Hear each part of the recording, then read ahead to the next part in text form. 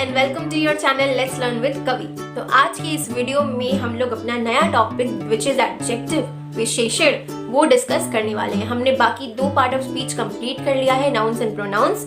Link आपको description box में मिल जाएगा और without any wastage of time let's begin today's video. Adjective क्या होता है? What is an adjective? विशेषण, किसी भी चीज की विशेषता बताने वाला। चीज से मेरा मतलब है यहाँ पर नाउन। अगर आप किसी नाउन की विशेषता बताते हो तो वहां पर आप एडजेक्टिव का यूज कर रहे हो। जैसे कि एक example, she is a lazy girl.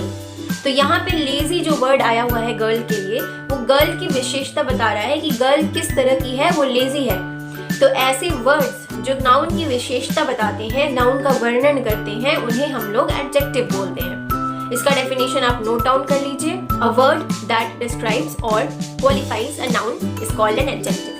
तो यहाँ पे किस तरीके से डिस्क्राइब और क्वालिफाई हो गया, उसकी गुण को क्वालिफाई करते हैं अगर तो वो एडजेक्टिव है। उसके रंग को, उसके रूप को, उसके शेप को, उसके टाइप को, उसकी संख्या बताते हैं, मात्रा बताते हैं, उसके दोष बताते हैं। तब ये सारी क्वालिटीज जब बताता है कोई वर्ड तो वो वर्ड एडजेक्टिव कहलाता है। जैसे कि अगर मैं यहाँ पर मात्रा का एग्जाम्पल लूंगी तो मैं बोलूंगी आई नीड सम टी। अगर मैं यहाँ पे संख्या का उदाहरण लूंगी तो मैं कहूंगी कि आई हैव 5 पेन्स। तो यहाँ पर आई नीड सम टी, तो यहाँ पे टी वर्ड है जो संज्ञा है और सम जो है वो संज्ञा के लिए आया हुआ है। तो यहाँ पर सम हो गया एडजेक्टिव ऑफ क्वांटिटी। और अगर मैंने कहा कि आई हैव 5 पेन्स तो यहाँ पर 5 जो है पेन्स के लिए आया है, तो यहाँ पर 5 हो गया adjective of number. Now let us understand कि एडजेक्टिव को एक सेंटेंस में किस तरीके से हम लोग यूज कर सकते हैं। ओके, तो एक सेंटेंस में एडजेक्टिव या तो एट्रीब्यूटिवली यूज होता है या फिर वो प्रेडिकेटिवली यूज होता है। एट्रीब्यूटिवली का मतलब होता है जब नाउन के पहले बैठता है एडजेक्टिव, ठीक है। या अगर आपने वो कहीं पर भी एक सेंटेंस में अगर नाउन के पहले बैठ जाता है एडजेक्टिव तो वहां पे एडजेक्टिव एट्रीब्यूटिवली यूज होता है। फॉर एग्जाम्पल, अगर मैं बोलूं the naughty boy was punished, तो यहाँ पर जो नॉटी बॉय मैंने बोला, नॉटी इज द विशेषता ऑफ बॉय। बॉय कैसा है, नॉटी है, तो ही वाज पनिश्ड। तो यहाँ पर आप देख सकते हो नॉटी जो है एट्रीब्यूटिवली यूज हुआ है एडजेक्टिव, तो यहाँ पर वो ठीक नाउन के पहले बैठा है। नाउन क्या, हमारा संज्ञा क्या है, बॉय है।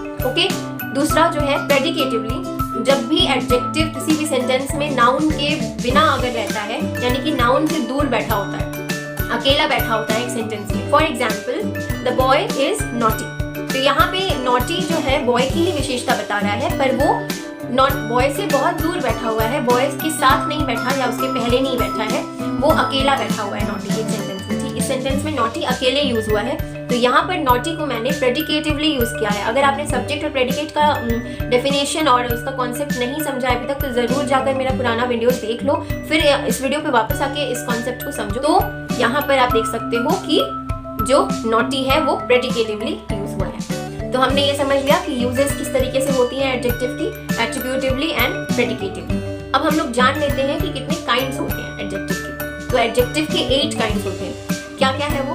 Adjective of quality, adjective of quantity, adjective of number, demonstrative adjective, interrogative adjective, emphasising adjective, exclamatory adjective and possessive adjective. Okay, so this was all about adjective, the introduction of adjective, its kinds and the uses.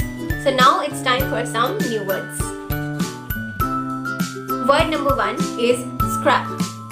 It means a small piece of something. For example, I had a scrap of paper which I gave it to my friend. Word number 2 is queer, which means something strange and odd. For example, she had a queer feeling that they were being watched.